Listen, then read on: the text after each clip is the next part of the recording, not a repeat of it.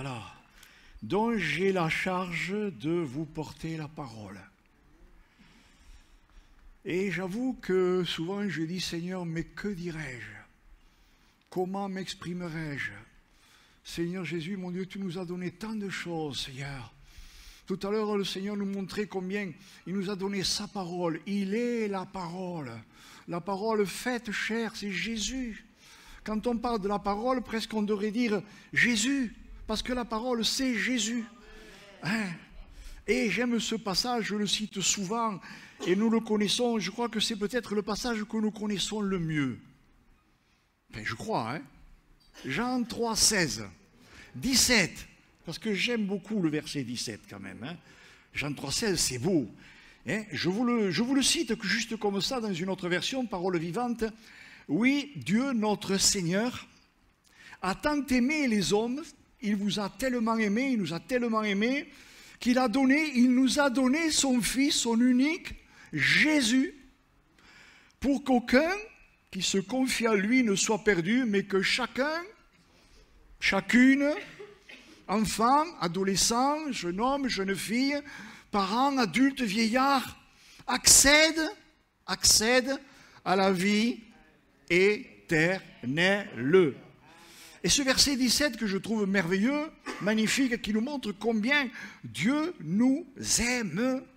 En effet, Dieu n'a pas envoyé son Fils, j'ai remis entre parenthèses, Jésus, dans le monde pour condamner les hommes, mais pour que le monde soit sauvé par lui. Mais je continue ma lecture au verset 18, qui nous dit « Celui qui place sa confiance en lui n'aura pas à subir de condamnation. » Mais, et oui, il y a un mais. Il y a des mais qui sont agréables et des mais qui ne sont pas agréables. Alors quand je parle de mais, je parle mais, M-A-I-S, pas M-E-T-S. C'est pas les mêmes. Bien que,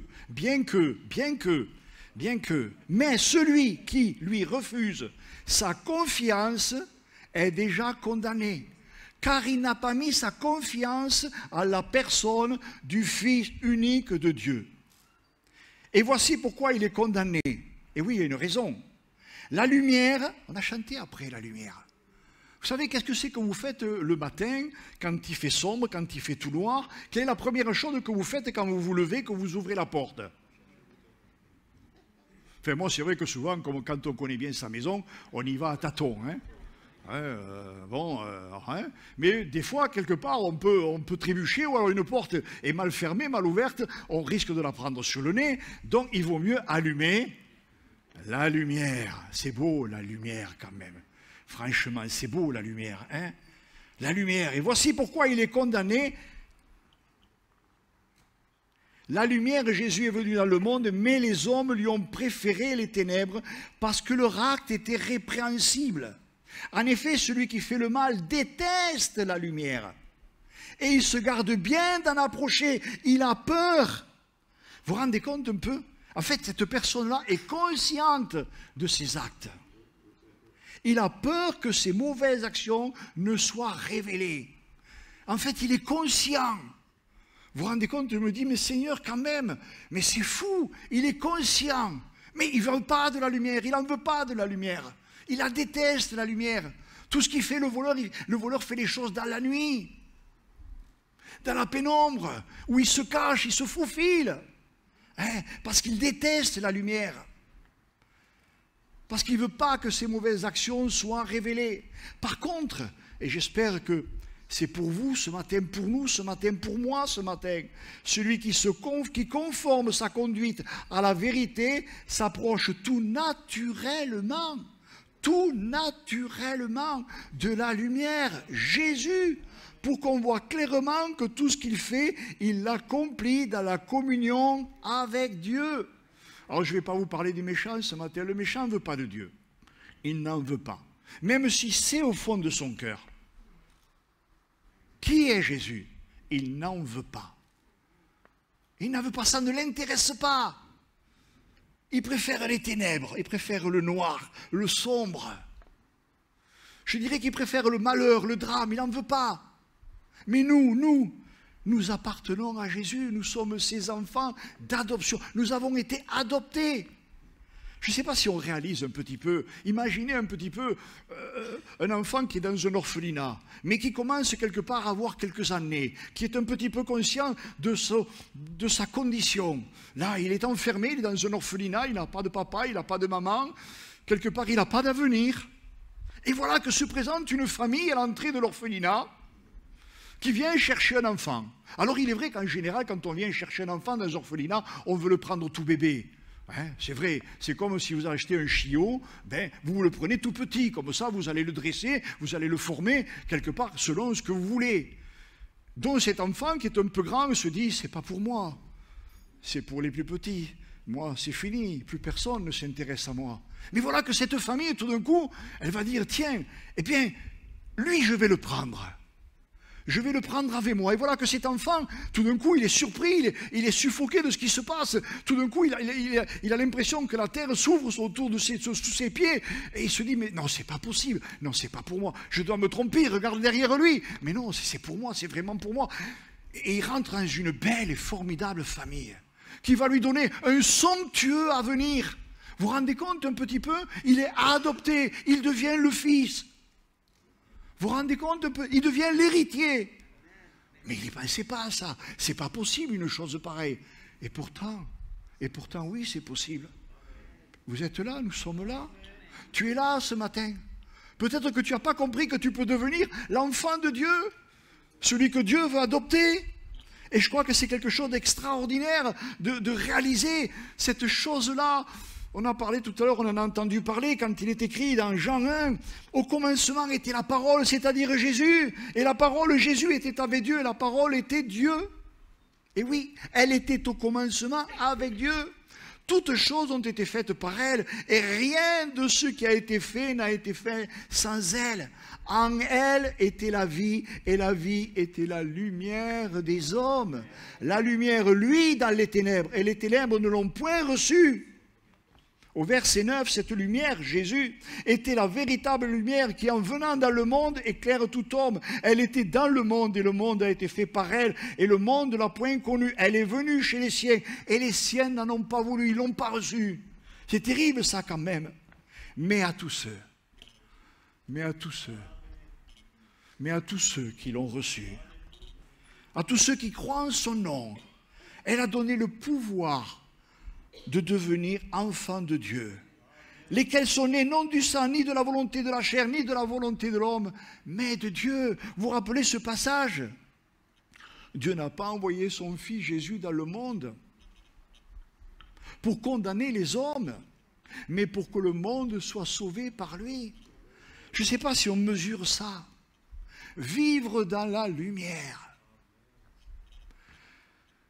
Discutant ce matin, comme ça, avec mon neveu, je crois, on ne réalise pas ce que ça veut dire vivre dans la lumière. C'est quelque chose d'extraordinaire de vivre dans la lumière. Ah non, c'est avec Romain. Vous savez, des fois, vous êtes là, vous êtes tenaillé par tout un tas de mauvaises pensées.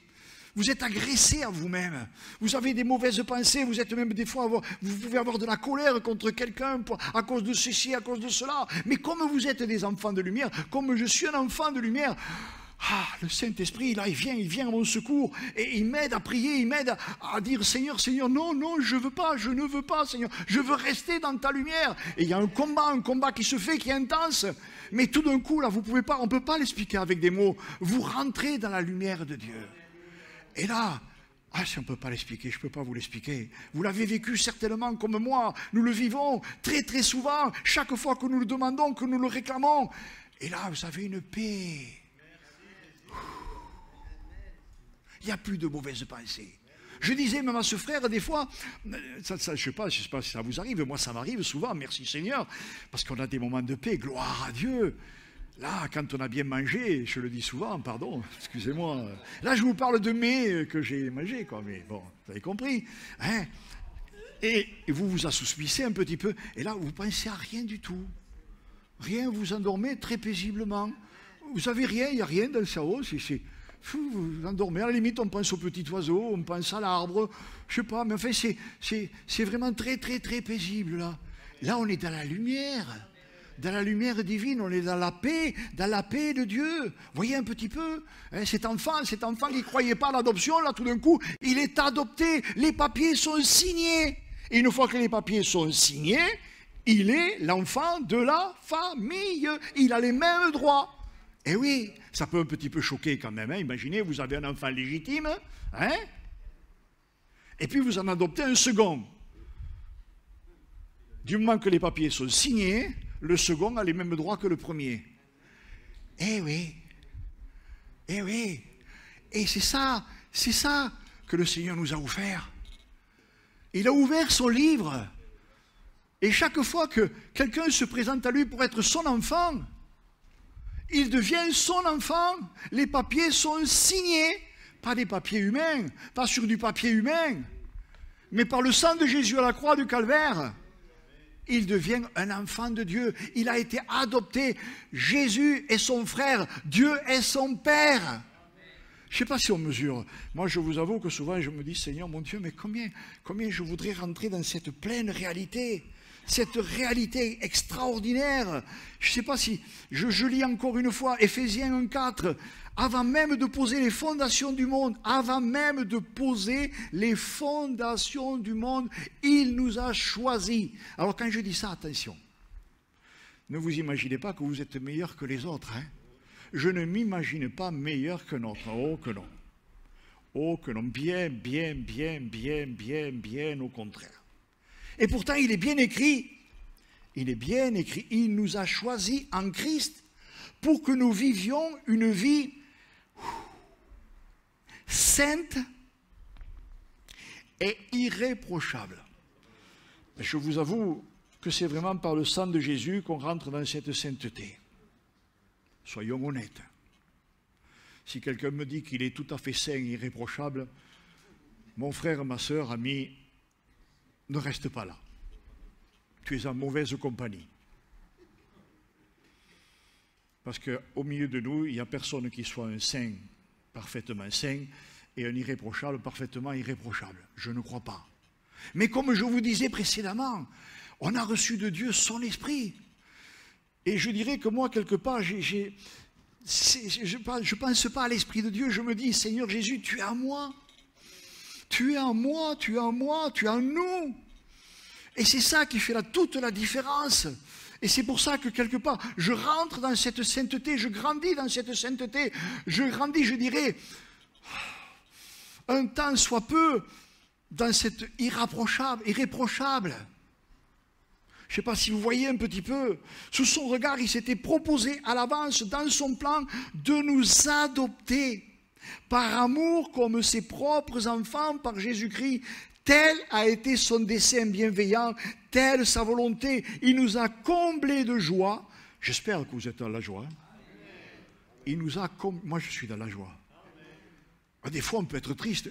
Tu as le droit, on a le droit d'être triste. Hein. Des fois, je suis triste, profondément triste. D'ailleurs, quand je suis triste, en général, je prends la plume et j'écris. Ben oui, c'est comme ça. J'écris. Alors, je n'écris pas des mots de joie. Ben non. Mais ça se termine par des mots de joie. Eh oui. Ça fait du bien, des fois, de coucher ses émotions sur le papier. Ça fait du bien de répandre, je dirais, quelque part devant Dieu, son âme, sa tristesse, sa peine. Et comme c'est un père, qu'est-ce qu'il fait? Il vient, il pose sa main, il nous prend par le cou, il nous console. Et là, j'arrête d'écrire. Je suis consolé, donc je n'ai plus rien à dire. Je n'ai plus rien à écrire. Voyez un petit peu, tel a été son dessein bienveillant, telle sa volonté, il nous a comblés de joie en nous faisant part de sa grâce, afin que nous célébrions cette grâce éclatante et magnifique par laquelle il nous a enrichis et englobés dans l'amour éternel qu'il porte à son Fils. Ah, tout à l'heure, il y a eu ce don de lire la parole, d'aimer la parole, de prendre la parole, de garder la parole. C'est Jésus la parole. Chaque fois que on prononce le mot parole, c'est le mot de Jésus que nous prononçons. Et je crois qu'on a besoin d'être conscient. Seigneur, rends-moi conscient de ta parole. Elle est belle la parole de Dieu quand même. Hein? Des fois, elle est un peu dure. Je reconnais, des fois, c'est dur. Hein. Si vous lisez Job, hein, je pense à quelqu'un. Si vous lisez Job, je vais passer au psaume. C'est mieux les psaumes quand même. Hein. Job. Et puis vous avez une petite voix qui vous dit, non, non, lis Job. Seigneur, je l'ai lu une fois. Hein, mais non, c'est beau Job. Ça n'a pas duré des années l'histoire de Job. Hein. C'est pas sur des années, Job. Hein. Non, non, non, non, non. Alors c'est sûr que je vous avoue que je dis, Seigneur, garde-moi, hein. Je ne vais pas jouer au kamikaze, hein. Non, non, je ne suis pas kamikaze d'ailleurs. Non, non, non, pas du tout. Hein. Moi, quand je pose le pied, je regarde où je le pose, le pied. Ben oui, oui, non, je ne vais pas jouer au plus courageux qu'un autre. Hein. Non, non, non, non, non, pas du tout. Mais être conscient de la parole de Jésus. Conscient qu'il nous a aimés, qu'il nous aime. Il est venu sur cette terre pour donner sa vie, pour mourir à la croix pour chacun d'entre nous, chacun d'entre nous. Et je vous disais que j'aimais ce verset 17 parce que Dieu montre bien qu'il aime les hommes. Il ne rejette aucun homme, aucun. Il ne rejette pas le pécheur. Hein? Non, non, non, non. Il ne juge pas le pécheur. Le pécheur, il est jugé par son propre péché. Attention. Il veut sauver le pécheur. Il veut le sauver. Il lui dit pas, non, non, t'as péché, mais tant pis pour toi, subis ta condamnation. Non, non, non, non, non, non. Nous, on fait des erreurs souvent. Hein. Attention à l'esprit de religion. Ne confondons pas l'esprit de religion et la relation avec Jésus-Christ. Ce n'est pas les mêmes choses. La religion, avec le temps, elle nous enferme dans un credo très, très dangereux, très formaliste. Elle ne fait pas, ne dit pas, ne touche pas. Oh, celui-là, fou, il n'est pas propre, moi je suis propre. Non, non. Non, non, non, non, non, non. Aimer, aimer, aimer. Je racontais ça ce matin. C'était mon épouse qui me montrait ça. Un enfant de chrétien. Un petit enfant plutôt, une petite, hein, je ne vais pas préciser, donner de précision, qui est une influenceuse et qui des fois peut poser des photos sur Internet. Et je sentais dans mon cœur le Seigneur me dire, aime-la, prie pour elle, intercède pour elle. Intercède pour elle afin qu'elle réalise sa folie, qu'elle se tourne vers moi et qu'elle soit sauvée. Vous voyez, nous, des fois, on fait... ouais, on aurait presque dû... Mais entre nous soit dit quand même, si on se regardait un petit peu dans la glace, hein, un beau miroir, là, vous savez, là, un beau miroir, là, et puis le Seigneur nous montre comment on était avant de le connaître. Moi, je vous avoue que je ne le regarde pas, le miroir. Hein. Je tourne la tête. Ah non, non, non, parce qu'il faut être honnête. Vous voyez un petit peu l'amour de Dieu jusqu'où il va. Dieu nous aime. Je crois qu'on ne peut pas oublier ça. Dieu n'est pas venu nous juger, il n'est pas venu nous condamner, il est venu pour nous sauver. Avant même la fondation du monde, il avait tout prévu, tout était prévu. Je ne sais pas si on mesure l'intensité de ces choses-là. C'est quand même beau. Je ne sais pas si vous vous rappelez de la prédication de notre frère Jérôme, pasteur de cette église locale, l'année dernière, dimanche dernier. Hein, la force de Dieu, se placer dans la force de Dieu, compter sur la force, sur la grâce de Dieu. Et je me posais la question, sur qui as-tu placé ta confiance ce matin? Sur qui places-tu ta confiance ce matin? Sur toi? Alors, tu n'as rien compris. Rien du tout. Moi, je ne place pas ma confiance en moi. Et en plus, en vieillissant, encore moins. Encore moins. Alors là, je peux vous dire que encore moins. Si dans la tête, des fois, ça va bien, je vous avoue que se confier dans notre corps, hein, je pense à mon frère Michel et pense à d'autres ici, ben là,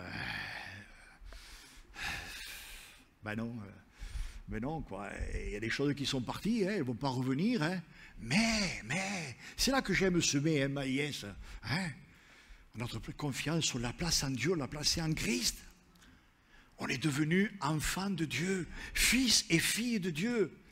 Alors vous savez, je vais vous dire une chose que peut-être vous ne savez pas, pour être fils ou fille de Dieu, il faut avoir atteint la majorité, c'est-à-dire 21 ans. Avant, vous ne pouvez pas. Non, pardon. Je me suis trompé, il n'y a pas de majorité. À la naissance, si on était vraiment conscient, on peut devenir enfant de Dieu.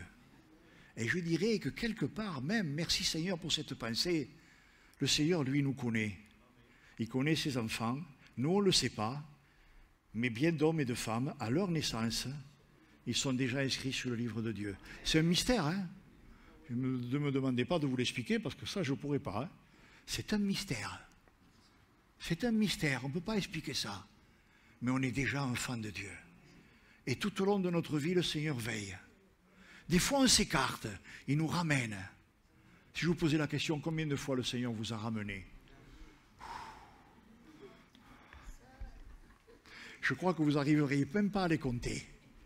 Hein? Enfin, moi, je ne peux pas les compter, hein, honnêtement. Hein. Je me dis souvent, Seigneur mon Dieu, si je peux peut-être compter le nombre de fois que je t'ai fait confiance, mais je ne peux pas compter le nombre de fois où je ne t'ai pas fait confiance, pardon. Ah, eh oui, il faut être honnête, hein. Il faut avoir de l'honnêteté en toutes choses. Hein. Le Seigneur, il nous connaît, c'est de quoi on est fait. Hein.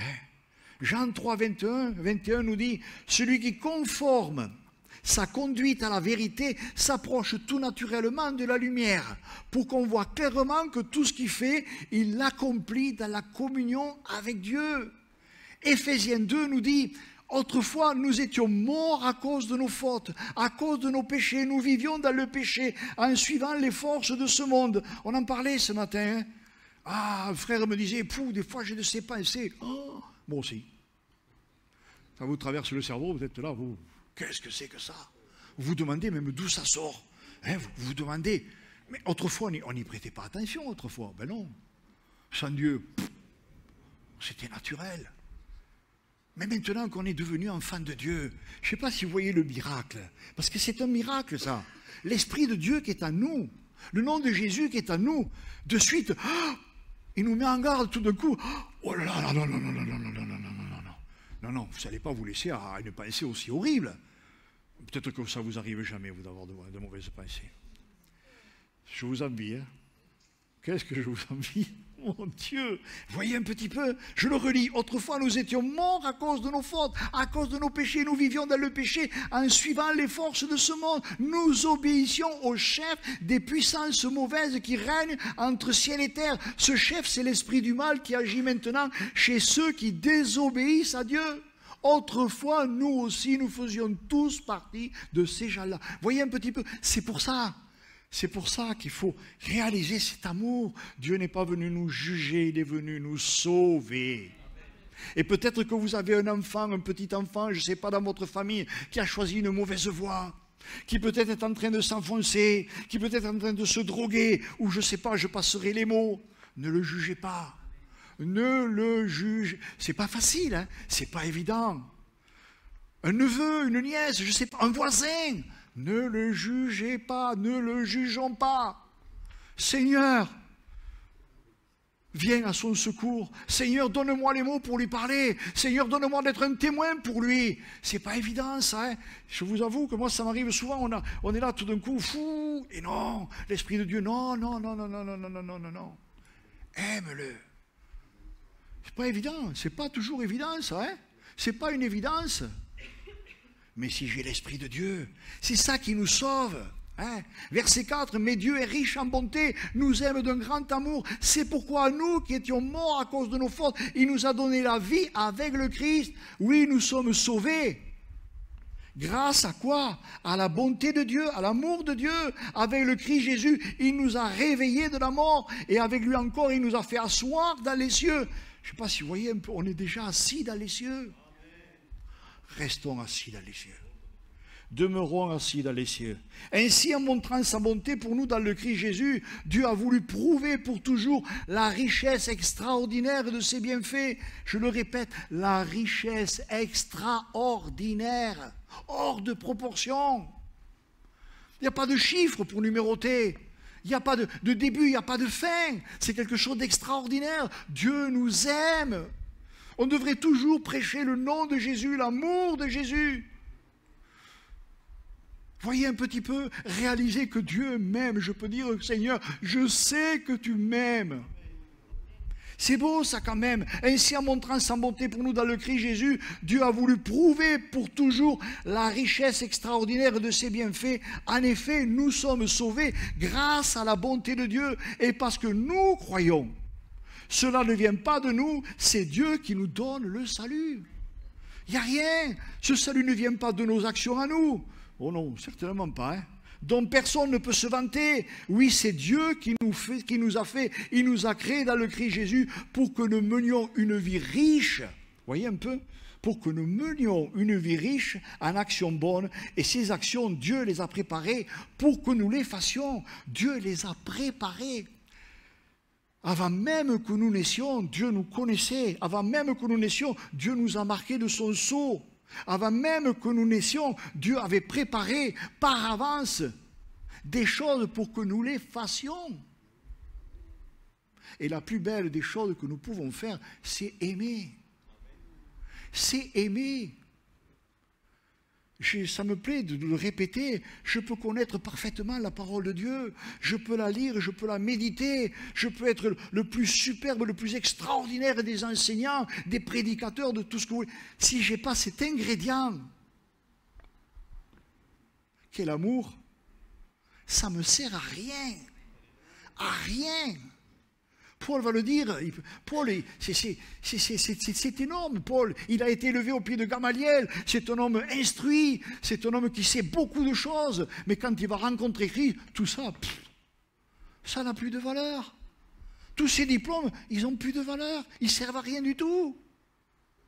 C'était autrefois un religieux, mais là il est rentré dans une relation avec Jésus.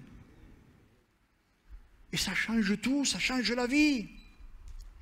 Et j'aime bien répéter ce passage de Jean 3, 16 et 17. De Jean, oui. Non, j'ai dû me tromper là. Mais c'est pas grave, vous le trouverez. Vous êtes mes amis.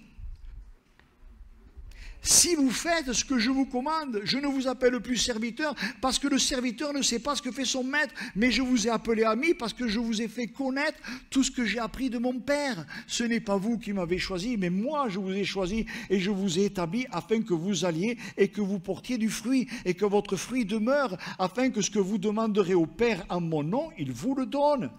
Mais vous remarquerez, vous êtes mes amis si vous faites ce que je vous commande. Et c'est vrai que si vous continuez de lire, ce que je vous commande, c'est de vous aimer les uns les autres. On peut être une église avec 600, 700, 800, 1000, 2000, 3000, 10 000 personnes. S'il n'y a pas l'amour, pardonnez-moi de vous dire, c'est une secte, une mauvaise secte. On est une secte. Aux yeux du monde, on est une secte. Mais ça, ce n'est pas un problème. Mais être vraiment cette famille de Dieu. Je me dis, Seigneur, pardon, on a quelque peu oublié ce véritable amour de Christ. On l'a quelque peu oublié. On se soucie de moins en moins des uns des autres, ou très peu, ou par épisode, ou tout d'un coup comme ça. On a perdu, on s'est éloigné de ces choses-là. Je crois que quelque part, on a besoin de prier pour retrouver cet amour réel. Cet amour entre frères et sœurs. Ou c'est que si peut-être un frère, une sœur est dans le besoin d'une manière ou d'une autre, on va aller l'aider, on va aller le soutenir, on va aller la réconforter. Alors bien sûr, on ne peut pas s'occuper de tout le monde, mais je me dis que si chaque personne s'occupe d'une autre personne, c'est extraordinaire. Il ne faut pas grand-chose, hein. N'essayez pas de vous occuper de tout le monde, on ne peut pas, ce n'est pas possible. Mais si chaque personne s'occupe d'une personne, je ne sais pas si vous voyez un petit peu la chaîne que ça fait. Ben oui. C'est ça l'amour fraternel. L'amour fraternel qui vient de Christ. Hein? Moi je me dis, dans le monde, des fois, le monde nous donne des leçons. Eh oui, c'est vrai. C'est vrai que c'est épisodique, que ça ne dure pas longtemps, mais il nous donne parfois des leçons. Nous aurions besoin de retenir ces leçons et de nous les appliquer, non pas pour nous les appliquer, mais dire, Seigneur Jésus, apprends-moi à être ton ami et à faire ce que tu me commandes. Voyez un petit peu. Éphésiens 6, 11, je vais essayer de ne pas être trop long. Devenez forts avec la force très puissante du Seigneur. Notre frère Jérôme, dimanche dernier, nous en a parlé. Sans Dieu, je ne peux rien faire. On le dit souvent, hein? On le répète souvent, je le répète souvent. Je me le répète très, et de plus en plus souvent d'ailleurs. Seigneur, je vais travailler le jardin, viens m'aider. Seigneur, je vais tondre, viens m'aider. Seigneur, je vais débroussailler, viens m'aider. Ben oui, c'est vrai. Parce que je me dis, Seigneur, est-ce que je vais avoir la force d'arriver au bout? Et je rends grâce au Seigneur parce que j'y arrive. Parce qu'il est là, parce qu'il m'aide, parce qu'il me soutient. Bon, c'est un peu simpliste ce que je vous dis là. Mais c'est vrai pour toute la vie. Des fois, on est devant une muraille, devant un obstacle. Infranchissable, on ne peut pas le franchir, cet obstacle. Tellement qu'il est grand. Seigneur, je ne peux pas. C'est pas possible, sans toi, je ne peux pas. Je pense à un témoignage, mais je vous donnerai une autre fois. Et le Seigneur, lui, fait les choses merveilleusement bien. Je pourrais presque le donner, mais il y a ma belle-sœur là. Monique. Eh oui, on en parlait, ma belle-sœur, pour sa fille. Maman, je pars au Canada.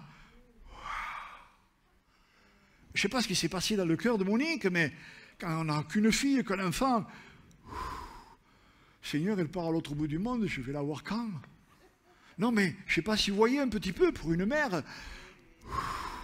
Et sa fille, elle s'en va avec son copain, contente, elle part au Canada. Elle a fait des études pour le travail dont elle sait faire. Elle trouve du travail, elle n'a pas de problème. Elle peut rester au Canada elle-même. Mais voilà. Certainement, Monique, elle devait prier. Seigneur, je ne comprends pas, Seigneur. Mais oui, mais c'est vrai. Et là, on est devant une montagne, on se dit, bon, ben, c'est comme ça, terminé, bon. Mais voilà, elle a un compagnon, et son compagnon, au bout de quelques mois, c'est bien la France quand même, hein. Si on revenait en France. Et alors, le compagnon, lui, il doit y aller, hein. Et la pauvre Marie, ben, on revient en France. Alors, le cœur de Monique. Mais voyez un petit peu, Marie va dire à sa maman, pardon maman, tu m'as payé des études pour faire tel travail et tu me les as payées pour rien.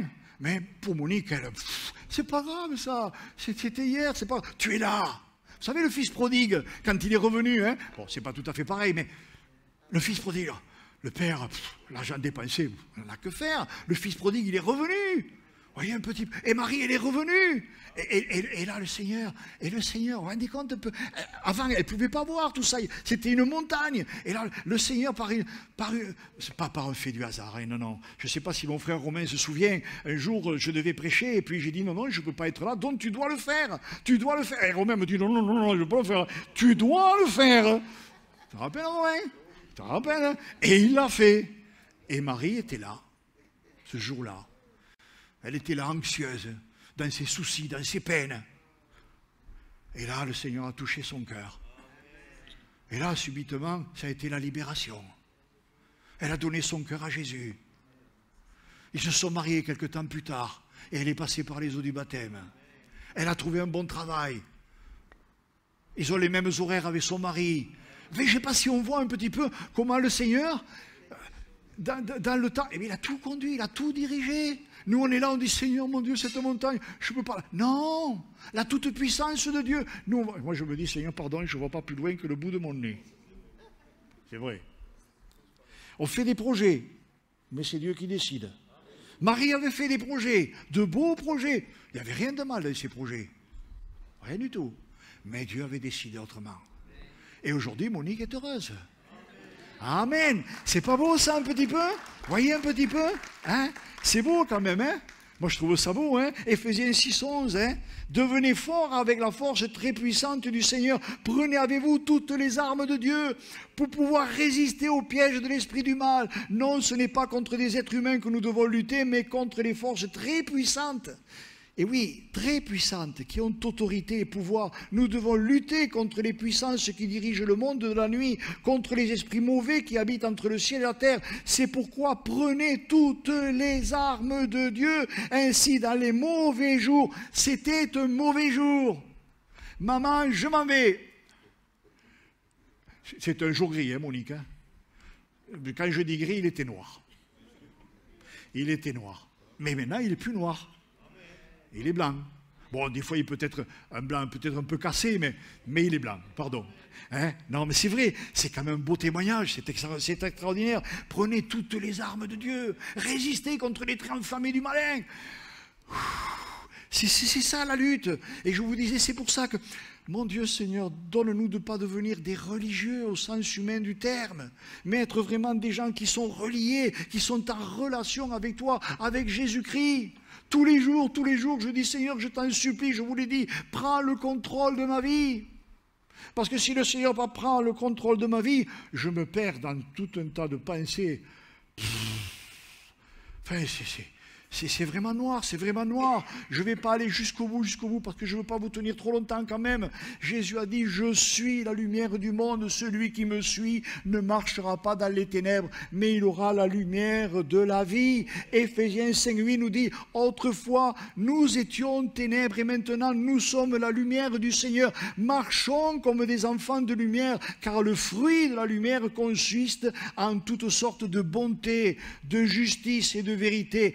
Examinez ce qui est agréable au Seigneur et ne prenez point part aux œuvres infructueuses et des ténèbres, mais plutôt condamnez-les. Condamnons-les. Condamnons-nous. Oui, condamnons-nous quand nous n'avons pas les pensées que Jésus veut mettre dans notre cœur. Condamnons-nous. Non pas pour nous condamner à être perdus, non, ce n'est pas la question. Seigneur, pardon. Je ne veux pas juger mon frère ou ma soeur ou mon voisin ou ma voisine ou quoi que ce soit. Non, Seigneur. Pardon, Seigneur. Je veux marcher dans ta lumière, je veux rester dans ta lumière. Et quand je vous dis ça, oh, combien de fois on sort de cette lumière, mais gloire soit rendue à Dieu par son esprit, par la présence de Jésus dans notre cœur. Il nous ramène systématiquement dans sa lumière et nous pouvons avancer. Et je vais simplement terminer avec ça. Et vous connaissez ces passages. Je les aime, ces passages. J'aime Matthieu 5, 6 et 7. C'est extraordinaire. Mais le départ de Matthieu 5, les foules sont là, elles sont nombreuses. Jésus guérit les malades, les infirmes et tout ce qui se présente à lui. Et là, le Seigneur qui est conscient de, je dirais, la mission que vont avoir ses disciples. Et vous êtes ses disciples. Nous sommes ses disciples. Je ne suis pas un disciple et vous n'êtes pas, je dirais, des adeptes. Non, non, non, non, non, non. Surtout pas. On est des disciples de Jésus-Christ. Chacun dans ce que le Seigneur a mis sur notre cœur. Et là, j'ai bien aimé ça. Le Seigneur va donner 8 pas. 8 pas qui mènent au salut. Vous les connaissez, les 8 pas qui mènent au salut? 8 pas qui mènent au salut. Le premier. Heureux ceux qui sont conscients de leur pauvreté spirituelle, car c'est à eux que le royaume des cieux est réservé. Premier pas. Deuxième pas. Heureux ceux qui sont dans l'affliction, car Dieu les consolera. Troisième pas. Heureux ceux qui sont humbles et doux. Seigneur, rends-moi humble et doux, parce que des fois je ne suis pas très doux, pardon. Mais oui, mais non, mais soyons honnêtes. Ben oui, soyons honnêtes. Sans Dieu, je ne peux rien faire. Seigneur, change-moi, transforme-moi, aide-moi à aller plus loin. Ben oui. Ah là, je ne vais pas jouer à l'hypocrite, hein. Je ne vais pas faire comme, je ne citerai pas, mais bon, une sœur, il y a très très longtemps, qui me disait qu'elle possédait tous les fruits de l'esprit. Il y a manqué juste un petit peu de quelqu'un. Eh bien moi, j'ai dit, Seigneur, ce n'est pas mon cas, hein. Non, voyez un peu. Attention à l'orgueil, attention. Quatrième pas. Ah non, le troisième pas, je ne vous l'ai pas donné complètement. Heureux ceux qui sont humbles et doux, ceux qui renoncent à leurs droits. Vous connaissez, c'est j'ai le droit. Le Seigneur nous dit, mais tu as le devoir. 2. M'obéir en premier lieu. Après, on verra si tu as un droit. Le devoir. Car Dieu leur donnera la terre entière en héritage. Le quatrième pas, heureux ceux qui aspirent de toute leur force à vivre comme Dieu le demande, car ils seront pleinement satisfaits. Seigneur, j'y aspire, je peux vous dire, c'est ma prière. Heureux ceux qui ont un cœur compatissant, il y en a ici, sensible à la misère d'autrui, je vous en ai parlé, car Dieu aura compassion d'eux. Sixième pas, heureux ceux qui sont sincères et droits, car ils verront Dieu. Septième pas. Heureux ceux qui répandent autour de la paix. Vous voyez un peu? S'il y a des calomnies, on arrête la calomnie. Attention, mon frère, tu calomnies. Ah, il faut l'arrêter. Hein? Sinon, c'est un poison, c'est un venin. Et alors, ça peut faire des dégâts incommensurable. Hein? Vous voyez un petit peu? Heureux ceux qui répandent autour de la paix, car Dieu les reconnaîtra pour ses fils. Vous voyez un peu? Ça va loin, hein? Heureux ceux qui sont opprimés pour avoir fait ce que Dieu demande, car le royaume des cieux leur est réservé. Et c'est pour ça qu'après il est écrit, heureux serons-nous quand les hommes nous insulteront, nous persécuteront, lorsqu'ils répondront toutes sortes de calomnies sur notre compte, parce que nous sommes ses disciples. Oui, réjouissons-nous alors et soyons heureux parce qu'une récompense magnifique nous attend dans les cieux. Je ne sais pas si vous reprenez chez vous Matthieu 5, parce qu'on n'est pas appelé à ressembler à un pas, on est appelé à ressembler aux 8 pas. C'est un tout, hein. C'est un tout. Hein? Si vous me donnez un millefeuille et que vous me donnez que la croûte dessus, je ne vais pas être content, hein? Je veux tout. C'est bon un millefeuille quand même. Guy, pardon. Non, il nous pointe d'humour. Hein? Vous voyez un petit peu? Mais c'est vrai, ça peut ressembler à un beau millefeuille bien préparé. Là, c'est un tout, là. Et on mange tout parce que le Seigneur veut qu'on prenne tout. Tout. Tout. Pas la moitié, non, tout. Tout. Hein? Ma petite fille, déjà, elle m'a prévu que je commande des millefeuilles. Donc, je vais commander des millefeuilles. Voilà. Vous voyez un petit peu? Vous voyez un petit peu jusqu'où le Seigneur va? Je ne vais pas aller plus loin. Je pourrais aller plus loin, mais Dieu nous a tellement aimés. Il nous a tant aimés. Il veut tellement que l'on vive dans sa lumière. Il est la lumière. Cette lumière qui a été faite chair, elle est venue parmi nous. Son peuple, Israël, n'a pas voulu de lui. Mais nous l'avons reconnu, nous le reconnaissons, nous voulons devenir et nous voulons demeurer plutôt des enfants de Dieu. Voyez un petit peu, Seigneur, tu as tout entendu, tu sais toutes choses, tu vois mes frères et mes sœurs là ce matin, tu vois les enfants, les adolescents, mon Dieu, tu vois toutes choses, mon Dieu, tu connais nos cœurs, Seigneur, tu sais sur quel chemin nous sommes, Seigneur, mon Dieu Père, tu sais tout ce qui nous manque, mon Dieu, tu sais tout ce qui nous manque, mon Dieu, et tu sais combien il nous en manque des choses, Seigneur, mais tu nous aides, mon Dieu, tu nous aides à rentrer, à demeurer dans cette lumière, parce que tu nous veux vraiment que nous soyons ces enfants de lumière, Seigneur, mon Dieu, Père bien-aimé, tu sais que nous sommes pauvres, Seigneur, parce que nous sommes pauvres, Seigneur, mais toi, tu es tellement riche, Seigneur. Mon Dieu, tu es tellement riche, Seigneur, mon Dieu, que tu as déposé devant nous toute ta richesse, Seigneur, mon Dieu, et tu nous invites chacun une chose, Seigneur, à prendre ces richesses, Seigneur, mon Dieu. Ce ne sont pas des richesses humaines, Seigneur, ce sont des richesses divines, Seigneur, mon Dieu, qui donnent la vie, la joie, la paix, la grâce, le pardon, l'amour, Seigneur, mon Dieu, la guérison, Seigneur, mon Dieu, et j'en passe, Seigneur, mon Dieu, Père. Oh, mon Dieu, raccompagne-nous, Seigneur, dans nos maisons, raccompagne-nous, Seigneur, en gardant ta parole serrée dans nos cœurs, que nous sommes enfants de Dieu, nous sommes héritiers, Seigneur, mon Dieu, Père bien. Tu as fait de nous tes héritiers, Seigneur mon Dieu. Tu nous as adoptés, tu as couché sur le papier et tu as signé par ton sang que nous sommes tes enfants, Seigneur. Et nous t'en remercions vraiment ce matin, Seigneur, dans le nom de Jésus, Seigneur. À ton nom soit toute la gloire, Père. Amen. Amen. Amen.